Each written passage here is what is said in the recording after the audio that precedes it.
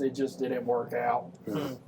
So, all right, it is, wow, almost 3 o'clock, so we will get this going. All right, welcome back to the Areopagus. We were trying to hold off for Mr. Eddie, but I think after the meeting he spent an hour and a half in and preparing for all week, he's probably shot. So I don't think he's coming today. So I'm going to go ahead and put his microphone up. If he does decide to slip in, I'll give it to him and we'll go from there. If y'all were with us last week, we went through chapter 5. We had a good talk about Gene and about genealogy and what names meant and how they came up with names in this day and time, and how names had meaning. Right. They weren't just a random word to where nowadays Scott, Shane, Jeremy, Eddie, Tim. You might be named after somebody, but names don't carry the same weight now as they used to. Right. And so that was kind of what we ended on last week, was just what names were then. Plus, last week was when Tim began his sermon series on names, names for God. And I hadn't gone back and watched that first one. So he did. Today was Yahweh. Last week was Elohim, and he really did just expanding very well on what. I mean, we just really quickly talked about in Sunday school a couple weeks prior. Yeah. But his sermon last week really, towards the end of the recording, really played into the names and how it goes down in the genealogy. Today we are going to cover chapter 6, which is where we are introduced to the flood. I studied a little bit this week. I didn't make notes because there's really two topics. You got verses 1 through 8 and then 9 through 22. I mean, that's really how it breaks up. Yeah. And so there wasn't, and I have different notes and stuff and in my Bibles, but I read 4 translations this week with 4 different study notes. I got on Logos, however you say it. It's the software app. LOGOS. Yes, LOGOS. And I read 4 or 5 different articles maintained primarily over the phrase used in verse 2, sons of God. Yeah, sons of God. That was my primary focus because verses 9 through 22 aren't very... It's more superficial than the first 8 verses. So that was my primary focus. And I learned something new doing those different articles I read, because in the first 8 verses, it's talking about how the sons of men came down, saw that the daughters of men were beautiful and attractive, and they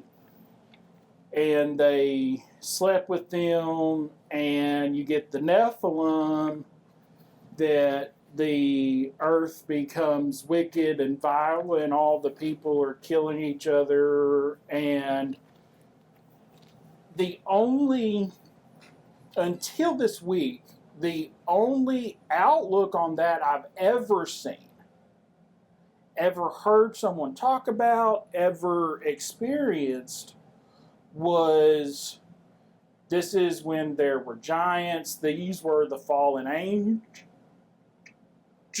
that came down and mated. This is when you get the different, we look at myth like the centaurs and the different cross summon breeding and the cross summon genetics of these different mythological creatures that all cultures have, or for the most part, Right. the older cultures have. But that was the only output I've ever found or read or heard. And so, do I think that there were giants per se at some point in time? Yes, simply because in an how do I say it? Astroperic? No. Is it astroperic? Is that would that be the word I'm looking for? In a atmosphere pre-flood, there's been proof that the Earth itself had a different makeup of the air we breathe. It's been looked at that instead of the 21% oxygen that we breathe today, that it could have been upwards to like 33 to 35%. Which I'm not sure I've ever heard that, but that's interesting. Yeah. Which in a looking at a one of the, I'm going to say minute reasons that makes sense is a horse has the same nostril size as a Brachiosaurus did. Well, if Brachiosaurus was as big as they claim them to be, you would have to have more oxygen in the air to make that passage. It kind of made sense from me working in a hyperbaric career for a while and knowing how all that gas exchange works on a molecular level with pressures and different things like that. It kind of made sense to me. But that was all I've ever heard until I read this article. And I kept ignoring the ones that were talking about the giants and the bestiality and different things like that, and kept finding ones that would mention, that claimed that the sons of God were the men from the line of Seth. Okay. So the Sethite. Yeah. Okay. And the daughters of men were Canaanite. They were from the line of Cain. Yeah. And which is where my brain really went boom, because I was like, that's an interesting way to look at it. Well, there's some problems with it, and actually I can talk to you about some of the problems with it. But if you go look back, Augustine, that's what Augustine thought. That's what Calvin thought. Yeah. I mean, and some of the change reformers. until I think it was around the 8th century or somewhere around there was when the thought process began to change from giants and beings to the line of Seth and the line of Cain. Well, Augustine would have been way before that. So we have, and the reformers were after that. So Calvin and some of that bunch believed in it. I believe I'm correct that Luther believed it too. So that was kind of if you will, that was kind of the early view of what it was. Now the problem is all of that is inserted in the text. There's nothing in the text that would suggest that the son of men were Sethites and the daughters of women were Canaanites. Yeah. Right. So there's nothing in the text that would say that specifically. No. So you almost have to read that in there. It was a really interesting point of view I found, and I found myself being drawn to that particular type of article mainly because I've never heard that ever, and so I was interested and to get the different points of view on that specific idea. Right. No, I mean, if we're looking at scholarship, that's probably now the least of the popular views of what 6, 1, 2, 3, and 4 Right. are referencing. Mm-hmm. So, but there again, it does kind of bring an interesting twist to it, and the twist comes to me. We get this little blurb about Cain in 4, right? So 4, what is it? 4:17, whatever it is. Yeah. 4:17 through 25 or whatever it is, where we get Cain and Enoch and then Lamech. And then his 4 kids. Right. Well, we finally get down to Lamech, who's the first polygamist that we read about, right? And also kind of a braggart and apparently a violent guy. Yeah. So you get somebody that's trying to make a name for himself. I mean, Cain was naming his cities after his sons. So fame, fortune. Those kind of themes in there. So it does make an interesting contrast, because then in chapter 5 we get the line of Seth. We get the Sethite line, right? We get from Seth to Noah. So, there again, I can see how it would kind of flow. Oh, wait a minute, we were talking about Seth and we were talking about Cain. So, daughters and Seth was the blessed line. Cain was the cursed line. Right. So right. It was really intriguing to read about. Right. So there again, that rhyming, it kind of makes sense. Well, my question is, did you read across or come across any of the theories that state that the sons of God are kings, ancient kings? No, I didn't come across any of that. And it was talking about the sons of God were descendants of the Seth line, or they were like the fallen angels. Right. Those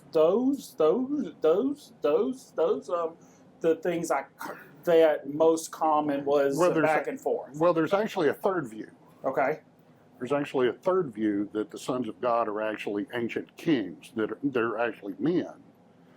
But they're more along the line of what we read in Cain, more like Lamech, right? So we got people that are violent, that are trying to make a name for themselves, that are trying to, that are braggarts, that are also polygamists. Now I'm gonna pull something out. So the first 3 covenants that we have, well, actually it's not the first 3, but 3 of the big covenants we have are with Adam, with Noah, and with Moses. Mm-hmm. And all of those people are looked at in a good light. Right. I mean, for the most part, yes. Right. I mean, Adam kind of failed, but again, it was kind of okay. Well, let's put that behind you. You were doing good in that. Yeah, they failed, and then Noah could be seen as a drunkard, and then Moses, the first, was like, I can't do this, right, and was like saying no, and then had this big old experience. But God calls Noah a righteous man. Right. Okay. So what made him righteous? Why was he any more righteous than anybody else?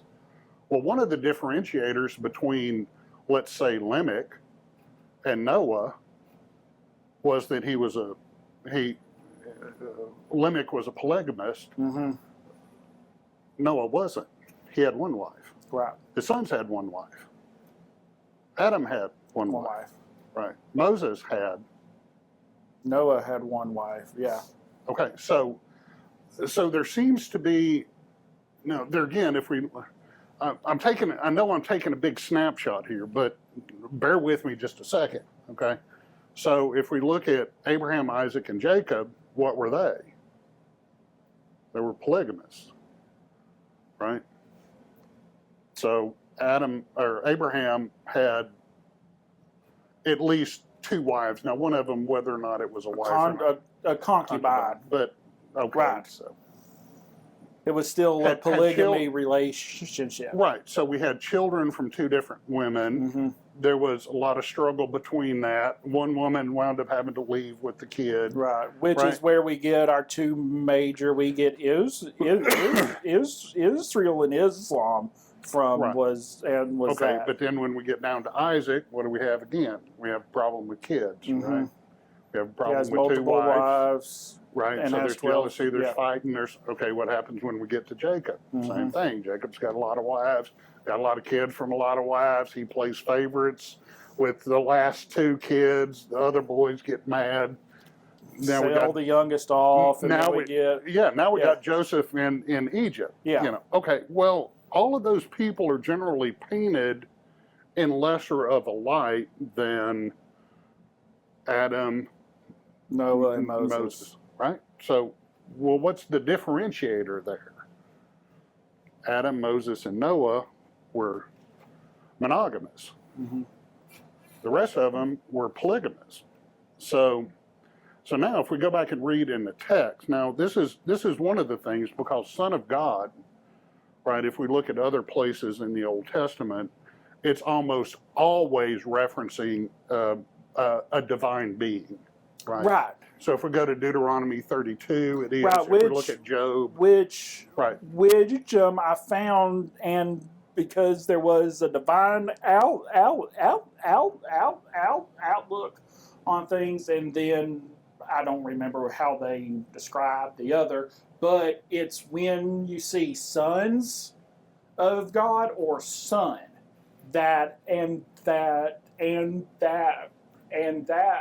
in pluralization is what separates the two views. Yeah. Well, yeah, but I'm not sure about the plural or not, but I know in those three cases there's two places in Job where sons of God are referencing angelic beings, and it's almost you would have to read Deuteronomy 32 as divine beings, heavenly beings.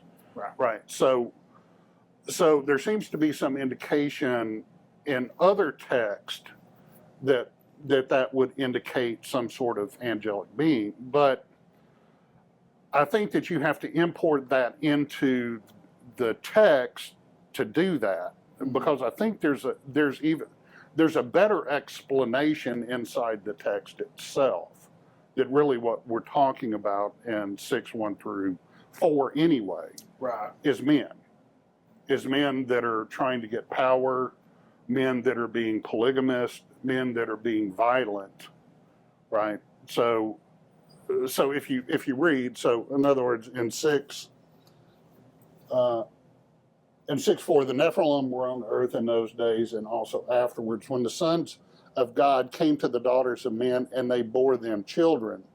These were the mighty men who were of old, men of renown. Right. Right. So if we're looking at this, all of this seems to be discussing humans. Okay, so 6:1, when men began to multiply on the face of the land and daughters were born to them, the sons of God saw that the daughters of men were attractive, and they took as their wives. Then the Lord said, "My spirit shall not abide in man forever." So there again, we have God talking bad about man, right? So God is condemning man. Well, when we had in the fall, when we had man and divine being, right, we had a curse on the divine being. Mm-hmm. I don't see any curse here. Right? So I don't see a curse to a divine being in here. So it seems to me if there was going to be something that was said about a divine being, that if I'm going to be mad at man, I would also be mad at whatever that divine being would be. Right. Now, I'm not saying that that's 100%, but I'll put it to you this way: if we're looking at the three choices, I don't think the Sethite one anymore holds any water. I don't think that you could defend it. There again, it's interesting in the Right, sense it's- that, but I can take that same thing with the kings and apply it to. I'm gonna have to look up that because I didn't even come across and like I said, the only way I've ever looked at it Right. is the only way I've ever known, and angelic beings come and Well, no, there's also some people that say, well, this is where we get, spacemen, coming in and, doing things. And I personally think it's referring to fallen, whether they're angels or just. Well, what I like to say is heavenly beings. Beings, right. We don't know what are divine Because beings. Yeah, we not don't to know. put any weight behind it, but curiosity got the better of me, and I've read the Book of Enoch, Mhm. and I think that I don't know why it got kicked out of the Bible. I wasn't there for them when they went through the canon, but it. Well, can we talk? This right here, chapter 6. Oh, here's the reason God destroys the world. Yeah, You know, was it's kinda wicked like, and violent. You could have, Right. I don't know, If I just say wicked elaborate. and violent, Yeah. that's fine. Right? Because that would be a good enough reason for God to be irritated. But there's ancient text other than Enoch, much later, but still ancient text.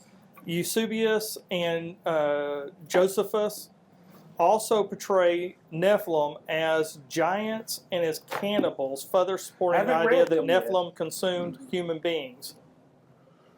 And Yeah. so, when you read the Book of Enoch, it goes into great detail about how they were corrupting things. Mhm. It wasn't just a matter of them simply being bad guys. They were changing human nature. Right. Their breeding was changing Right. human nature, and God, being God, can see where this road is leading, and it's like, nope, that's This enough isn't of gonna this, work. Right. Well, and stops it. And Yeah. so I think that to me, that seems more credible to think of it in that aspect, that it was, because you think of what Satan was an angel, the most corrupted one, and what does he do? He goes around just creating as much mischief and hate and violence as he possibly can, and so it would make sense that others that were similar to him, that if they started breeding, their offspring are going to have that genetic marker that they're going to be just as bad. And it doesn't just say that it was only the men, let me find it real quick, because this one stuck out to me. Portrait of the Lord, so wicked and widespread. I'll wipe out all mankind whom I created off the face of the earth, together with the animals, creatures that crawl, and the birds of the sky. That's not it. Anyway, he's saying that all creatures were corrupting and doing things outside. There it is. God saw how corrupt the earth was, for every creature had corrupted its way on the earth. Every creature had corrupted its way. So it wasn't just the men, it was everything was going. Everything was going south. And so it just brings to mind, because Yeah, that was kind of always my question. What verse was that? I'm sorry, that's verse 6, verse 6, 12, 6:12. Okay. Yeah. Okay, you're in the second Yeah, you're part. so- Okay. okay. I'm looking at the first part. Sorry, of you're fine. You're fine. I had scanned through it earlier because Yeah. I didn't read it before we come to class or come to the podcast, and I had caught that, and it just one of those things that stick out in my head. It's caught my attention. For- It's every creature. Well, Right. The ESV says, "And God saw the earth, and behold, it was corrupt for all flesh had corrupted their way on earth. Yeah. Well, All but, flesh. but Yeah. well, wait a second. But is that all inclusive? Because prior to that, we already get Noah judged as a righteous man. Right. So all flesh wasn't corrupt, right? Be and Right, and there because again, he I saw believe that Noah that's as a righteous hyperbolic. man, blameless. So in he and his his sons, generation. and there again, the wives of the people would have been, or the wives of the son and Noah would have been not corrupt. I mean, I guess they could have been, but God spared them. So there was something about Noah and his family that didn't so- fall into the all category. right, and so I've heard and read and watched that Noah's bloodline was the only bloodline that had not been corrupted previously or currently during these different angelic beings coming in. Right. Well, can we go back just a second? Let's because I want to. I haven't read either one of them. I want to. I just Mhm. haven't had a chance. Well, I want to go back and talk about First Enoch because you can't talk about the Nephilim without talking about First Enoch if you know anything about, because they're specifically mentioned in First Enoch. Right. Okay, we have to be First careful. Enoch, from what I've heard, like I said, I haven't read it Mhm. yet, but it's the most accurate of the three, is what I've That's heard. correct, And and it's probably the oldest of the three right, as it's well. the oldest of the three. It's the most accurate of the three, but it's the only text that gives explanation for 6:1 through 4, Well, yeah, and some other things and too. some other things. I mean, But some for of this the angelic- particular one, Right. Some it of the gives- angelic and heavenly beings that we also get out of First Enoch, and the corruption thereof. Mhm. Right. So Jude was talking about the corruption of those, and right. what is it, 6 verse 5 or verse 6 of Jude when he's talking about that. But we have to be careful with that because one, when in history was it written, and was it written trying to superimpose stuff on top of what was already there? So in other words, if Enoch was written more into the Greco influences of the Jews, are we trying to superimpose Titans on top of the Nephilim, right? Because there is, if we go look, and I think the only other place in the Old Testament that Nephilim are mentioned is the little episode where they were sending the 12 into the Promised Land, and Caleb and Joshua came back and We're the said, "Let's only go." two who- Yeah, let's go. And Yeah. everybody else said, "Well, wait a minute. There's these huge people, and Right. oh, the Nephilim are there." right. You know, so we get giants and big people and all of that associated with Nephilim there. So So I'm gonna ask you- go ahead. Enoch may have some Greco influence on it. Mhm. So it may be that they're going, oh yeah, the Greeks talk about the Titans and the thing, and maybe these are the Titans, right? So I like Enoch. I mean, don't get me wrong, but I read Enoch for what it is something that Well, I would use it like Jude used it, right? As an example of things that are known out there that I can play off of. In their timeline. Right. Right. So they knew that. Yeah. They knew about Enoch.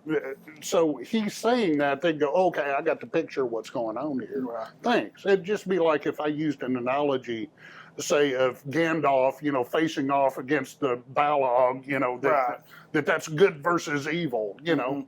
in whatever sermon I was okay, well, I'm taking something in literature that everybody knows about, and then using that as an example for whatever I'm Purpose talking you about. had, Right, yeah. right. So I don't know whether Enoch should be, right? So I'm not gonna argue the should be or couldn't be. Yeah, no. But I want to it's- be careful that that's where I get it from, because hermeneutically, what I ought to do is look at the context of the text around it. Mhm. In the text around it, I got to be adding a whole lot to that story, and I got to go over here and grab Job, and I got to put the definition of sons of God from Job, different author, Mhm. right? Well, Deuteronomy 32, well, that's part of the Pentateuch. Well, was Moses using those terms interchangeably, right? So were those terms interchangeably? And I say Moses because I don't want to get into the argument of whether Moses actually wrote Deuteronomy or not, or Right. when in history Deuteronomy was actually written. So if I can ever remember which book it is up here, I'll let. I think it's I think it's my Old Testament survey book. That might be it. And I have a different book somewhere that breaks down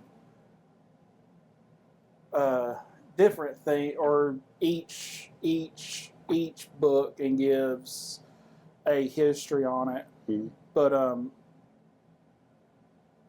it states that Genesis, Exodus, Deuteronomy, Numbers, and Leviticus, the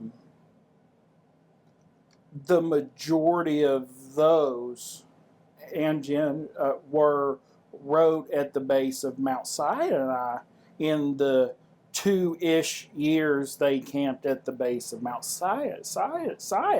Well, I would agree partly with that, with the exception of there's a lot of history that's after they left there. So Right. it would have had to have been put together after they And left. throughout the whole Right. and we the know- whole journey, but the groundwork of each one was wrote in that time frame, Well, and yeah. is what this particular book states. Well, there are some theories that push the actual writing. I mean, actually putting it down pen to paper, way into the after the Babylon captivity. So they put it in Second Temple. Now I don't know that I agree with that, because there's some problems with the arguments that they use for that, as far as I'm concerned. But anyways. And that's why I don't like to get into that debate. But we know a redactor added the last of Deuteronomy because we know Moses didn't write about his death. Right. I mean, there had to have been a redactor that did that. We also know it was Joseph is what, and is what, and is what and I've read is that, and that and Joseph was the one who finished those after they entered Well, and the there promised again, land. I think if we were going to look at that those traditions would have followed through there. So yeah, I mean, and there again, to me, some of that stuff is fun to study just because I'm curious and interested about that. But at some point, I got to go. I almost go the opposite direction of what I normally talk. It's okay, God's trying to tell me something in this book. So what is he trying to tell me? Right? So at some point, arguing about who the Nephilim are is stupid. Right? Because we're never going to know for sure, right? Right, and Right, that but it was makes the it whole fun. premise Yeah. around this Genesis study, Right. is that I'm not trying to convince you. You're not trying Right, to right, convince exactly. me. We each have our own perspective, but it's an interesting topic to study and talk about. Right. Now, is it going to make or break my faith? No. You're right. But there again, so ultimately I have to go, well, it really doesn't matter if Moses wrote 90% of it or 40% of it, right? I mean, who cares? Right. It's God's message to me. Mm-hmm. And if I had redactors, what I'm going to say is that the redactors were inspired by God to get it right. Exactly. Okay, so next. So yeah, I mean, now I've had people go, what does it matter if there were giants or these angelic beings who did consummate and create and corrupt and all that? It didn't affect me specifically. It doesn't affect my faith, so why talk about it? Right. Well, it's just one of those things that it's interesting because a part of me as a Christian man, as being called to be a disciple of Christ, I want to understand Scripture. Right. This is part of Scripture. It is a very vague part of Scripture. 100%. Yeah. I think it's the most vague part of Scripture. Right. But Well, I think it's mainly I want to learn is what it is. Well, I'll put it to you this way: I want to know God as well as I can know Him. Mm-hmm. So, and there again, the way that you know somebody is by asking questions and being around them and listening to them and those kind of things. So when I'm asking why to the text or what or hey, I don't understand this, and I try to dig deeper into it, it's because I want to know God more. Right. I mean, it's not that I want to argue with somebody about, well, who were the Nephilim? Well, well, honestly, of all of the things that we've talked about so far, this is the only thing that I would say that I'm actually 50-50 on. And actually, it's really not 50-50. It's probably 50.1, 49.9. Right. And I'll be honest, I lean towards more the 50.1 would be the king. There again, if I just look at the text, if I just look at what's in 6:1 through 4, there is no mention. It is all strictly based around man. Man. Yeah. So my hermeneutics tell me that, and again, if you look at the sons of God thing, well, if I go to Deuteronomy 32 and read that, it's obvious that I'm talking about a heavenly being. If I go to Job, 1:6, is that it? I think I got it in here in my notes somewhere. Where is it? 1:6. I can't even read my notes. That's horrible, isn't it? I don't like to write on the graph paper because I can't read it. There's It's too the many only way I lines. can. It's the only way I can do it without running up or writing this big on a piece of paper. So, and I know I wrote it down here somewhere.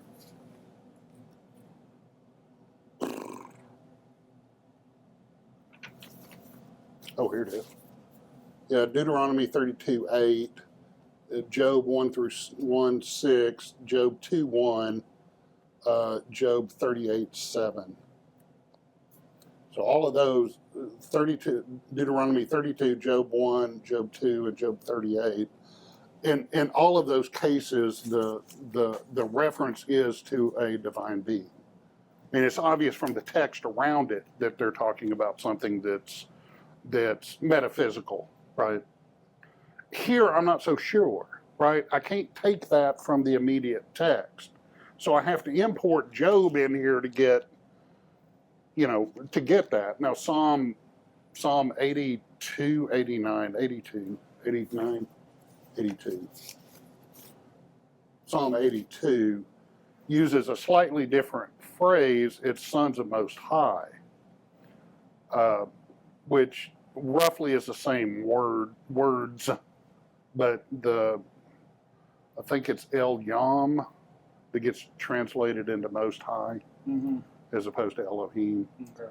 So that would be the only difference between the Psalm 82 versus those other references that I had. But So- there again, so if I'm just looking at the text, if I'm just looking at 1 through 4 here, I only see men, and there again, if I follow everything else that's going on in Genesis, so now if I take the bigger picture of Mm-hmm. what's Genesis trying to say? Why was God mad at people? Well, they were braggarts, they were murderers, apparently. Yeah, I mean, there's a full list of reasons. Yeah, they were taking whatever women they wanted. I mean, isn't that where is it?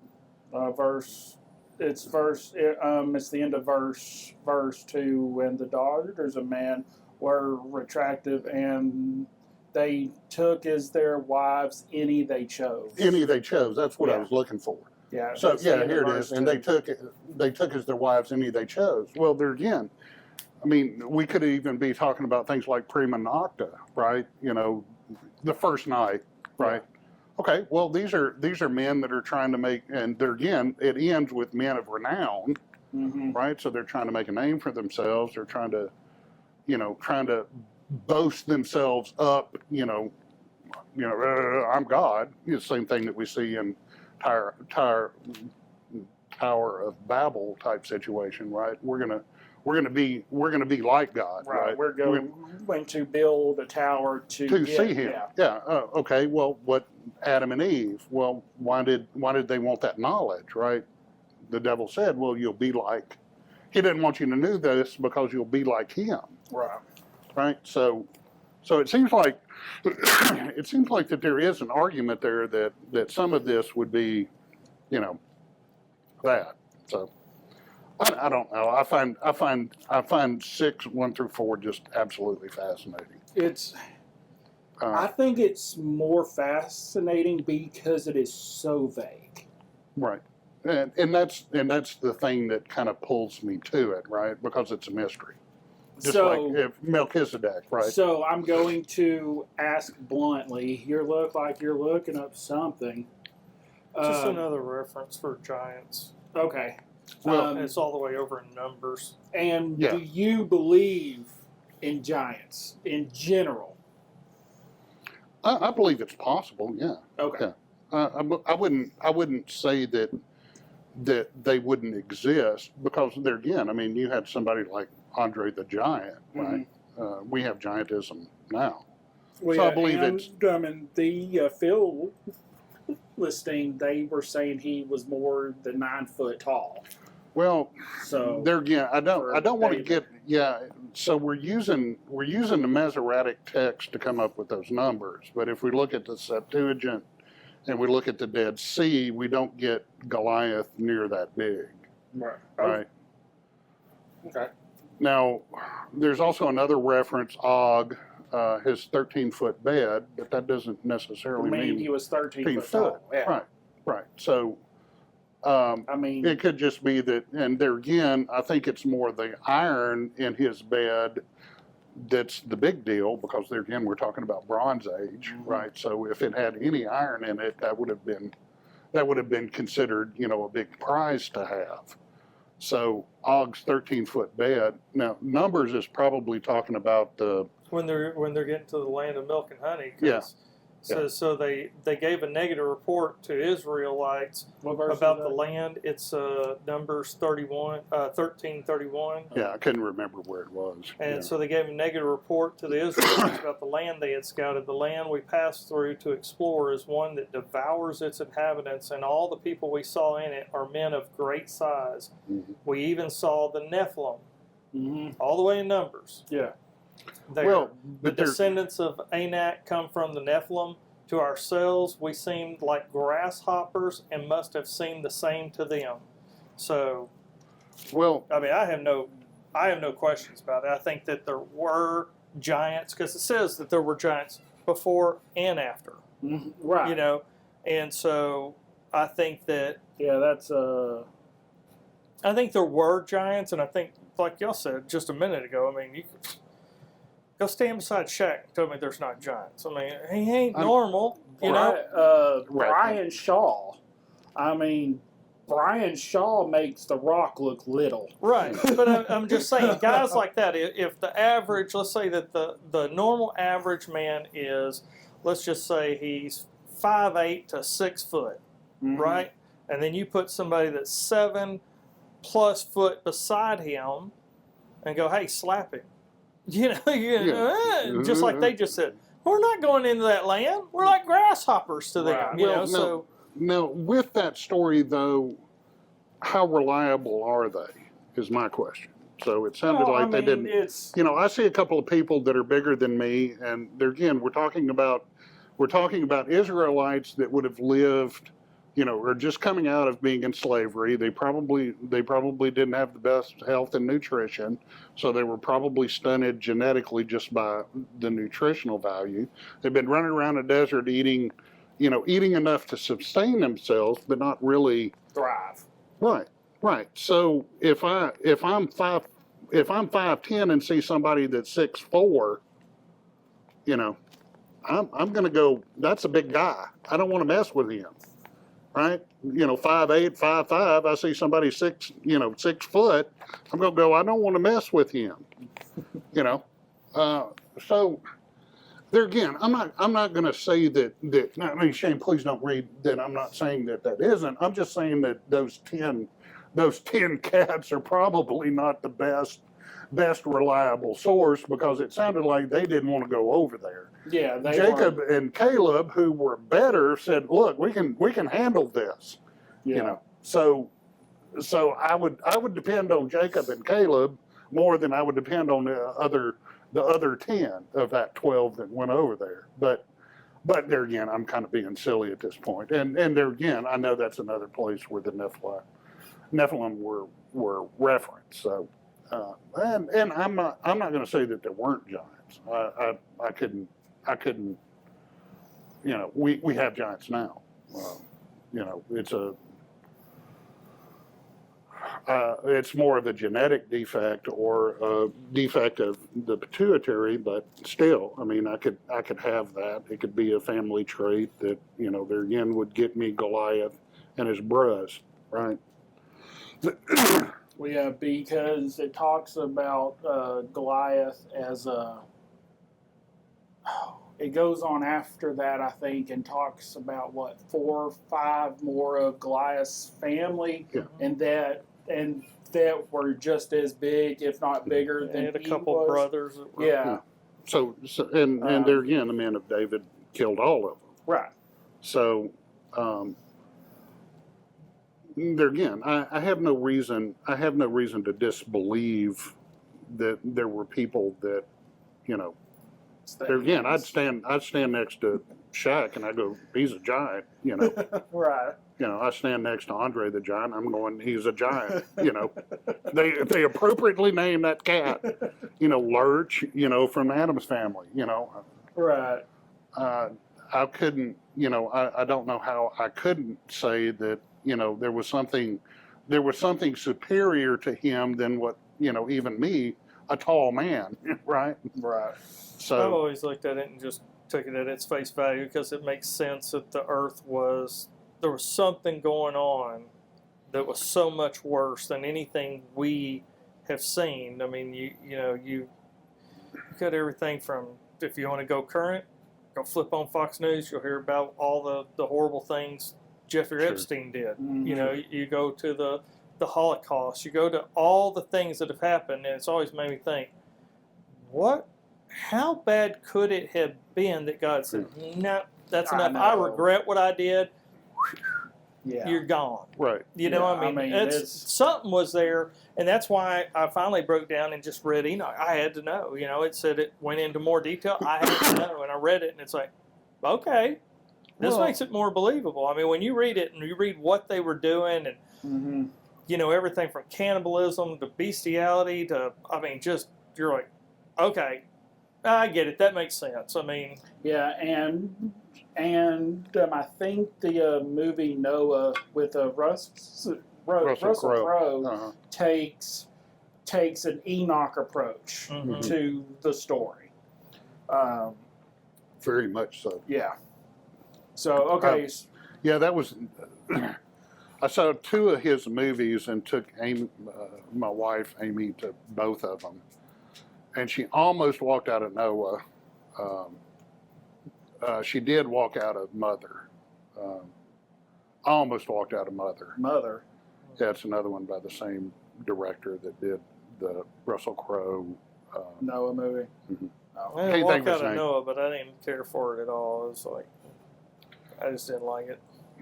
It Yeah, was a movie. It's a movie, but I mean, it was a movie. That's the way I look at it. well, I think that he was trying to. I mean, I don't want to get anybody's intentions wrong.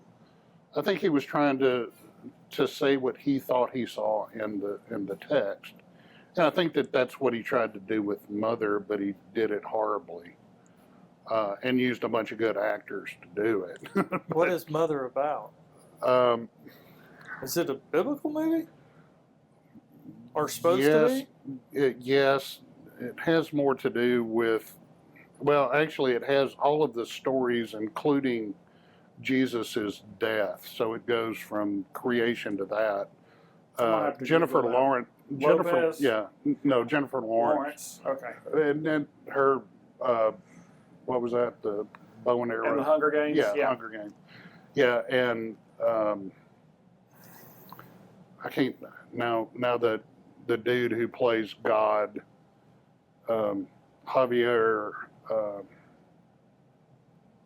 What's his last name? I can't think. See, of it. that's one area where, yeah. And if I was a movie director, that's one person you don't touch. You just don't do that. You don't need to do that. There's no point in doing it, and you're never going to pull it off. Nobody should play God. Yeah, it's know? it's a strange movie. There's 2 scenes in it that just are horrible. Yeah. And I'm not gonna even talk about it on the deal. But yeah, if you get a chance to read the synoptics and some of the reviews on it, Well, I just pulled. Have y'all watched The House of David on Amazon Prime? yes, Not yet. I like it. I I like haven't it. watched it yet. Yeah. They And actually, said they we got saw- approved yeah. for a second season, Yeah. so I'm excited about Yeah. that. But yeah, Well, the we Goliath saw in it, David. I thought they did pretty decent with it, because I've always thought the Giants were probably somewhere between the 7 and 9 foot mark, and that's kind of where they had this dude at. I mean, his Yeah. spear that he throws is bigger than David. Yeah. But I mean, it's good. I Mhm. like it. I think they did a decent job on it. Well, Amy and I went to Branson and we saw David at Sight and Sound, which was just fantastic. So, anyways, let's get into these last few verses. Verses 9 through 22. This really will take about 6.5 minutes. We're looking, and so I mean, this is where we get told that Noah is a righteous man. He is blameless in his generation. So that is definitely a standpoint we see in between Noah Mm-hmm. and the rest of creation. I mean, there's a black and white difference. He was righteous and blameless. walked with Corrupt. God. Walked with God. Yeah, there's Yeah, the key yeah. point. Walk with Walked God. with God. So in the Old Testament, we see that statement 3 Yep. times.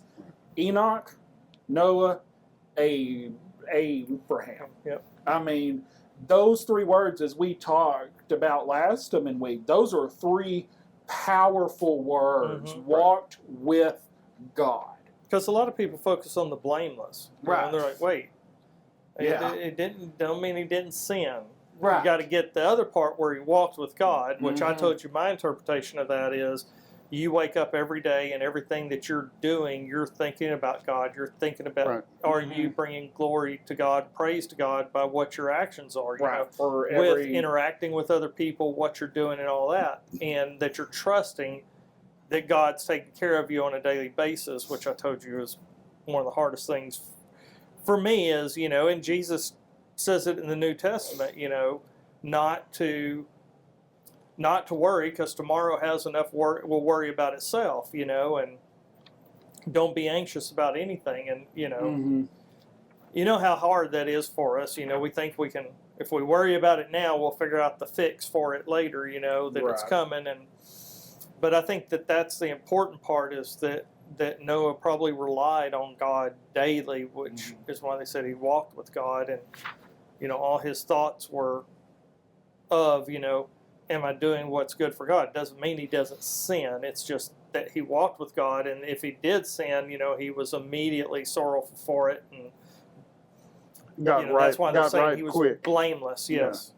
So what I really like about them in this second part or this second part of chapter 6, and the part that really stands out to me the most is when you look at Exodus, and I don't know the chapters offhand, Scott, I'm sure you will, but when God gives Moses the specificities of the temple. Mhm. I mean, God is very, very specific to Moses, to every aspect of the temple. It's the same with Noah. You get a small glimpse of that in chapter 6, how specific he tells Noah.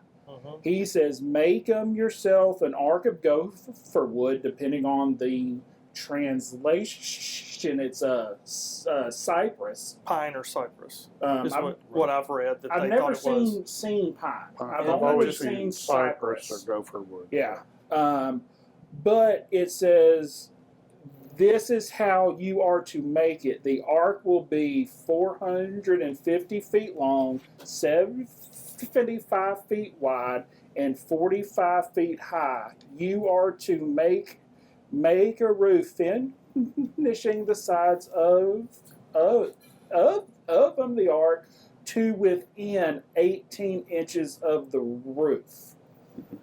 I mean, that's now that is the CSB. It actually is done into feet. In the ESV, it gives the cubits. Yeah. I think the ESV says it's 300 cubits long. 300. I think the NIV says 350 cubits. So Yeah, there's a Spurgeon is little 300 difference. cubits, 50 cubits wide, 30 Yeah. cubits high, and the window says that LIT to it's a cubit. 18 inches is a cubit. Cubit, yeah. And which I think was based off of the wrist to the elbow of the ruling person at that particular time. But I mean, he's very specific on how he wants it done. Now, we know later on there's a reason why it's very specific, but what I love most about this section of scripture is when you read it and you look at it and you wonder, well, why is God being so specific here? What's it matter down to the inch? I mean, within 18 inches. I mean,